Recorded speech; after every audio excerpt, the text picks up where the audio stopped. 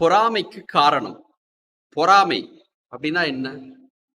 என்னிடம் இல்லாத ஒன்று அடுத்தவிடம் இருக்கிறதே, அது இருக்கக்கூடாது என்று நினைக்கிறோம் அல்லவா? அதுதான் பொறாமை என்ற எண்ணம். பொறாமை வருவதற்கு காரணம் என்ன? 1000 காரணங்கள் இருக்கலாம்.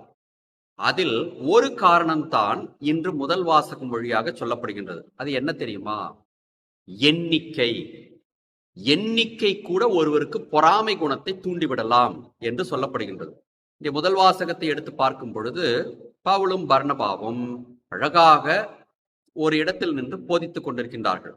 அந்த போதனையை கேட்டு ஏராளமான மக்கள், எண்ணற்ற மக்கள் இயேசு கிறிஸ்துவிடம் விசுவாசத்தில் வந்து சேர்ந்தார்கள் என்று சொல்லப்படுகின்றது. இந்த பெரும் தொகையான மக்கள் எண்ணிக்கையை பார்க்கின்ற பொழுது அங்கு இருந்த தொழுகை கூட தலைவர்களுக்கு பொறாமை ஏற்பட்டது என்று முதல் வாசகம் நமக்கு சொல்கின்றது. ஆக பொறாமை ஏற்படுவதற்கு எண்ணிக்கை கூட காரணமாக இருக்கலாம்.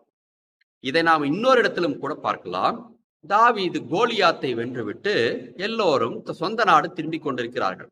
அப்பொழுது அங்கிருந்த பெண்கள் எல்லாம் ஒரு அழகான பாட்டு பாடுகிறார்கள். அது என்னவென்றால், சவுல் கொன்றதோ 1000 பேர், ஆனால் தாவீது கொன்றதோ 16,000 பேர் என்று பாடுகிறார்கள். இந்த வார்த்தையை கேட்ட உடனேயே சவுலுக்கு பொறாமை மேலோங்கியது என்று நமக்கு பைபிள் வசனமானது கூறுகின்றது. அவர் அதை வெளிப்படையாகவே சவுல் எடுத்து கூறுகின்றார்.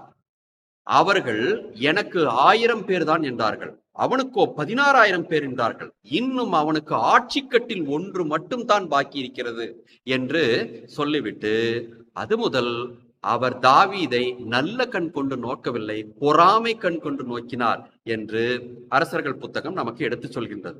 அன்பார்ந்தவர்களே, நமது வாழ்க்கையிலும் கூட ஒவ்வொரு மனிதனுக்குமே ஒவ்வொரு விதத்தில் பொறாமை இருந்து கொண்டுதான் இருக்கும்.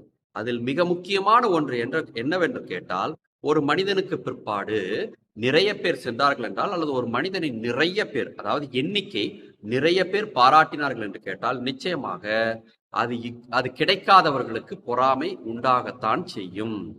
இது கிறிஸ்தவ வாழ்வுக்கும் நெறிமுறைகளுக்கும் எதிரானது என்பதைத்தான் முதல் வாசகம் சொல்கின்றது. ஒருவேளை நம்மிடத்தில் பொறாமை குணம் எண்ணிக்கையின் அடிப்படையில் இருந்தால் நிச்சயமாக அதை களைந்து விடுவது நல்லது. அதற்கு என்ன செய்யலாம்? அடிக்கடி பாவ சங்கீர்த்தனம் செய்வதுதான் தாழ்ச்சியை கொண்டு வந்து சேர்க்கும். பொறாமை எண்ணத்தை நம்மிடமிருந்து எடுத்து கொண்டு போகும்.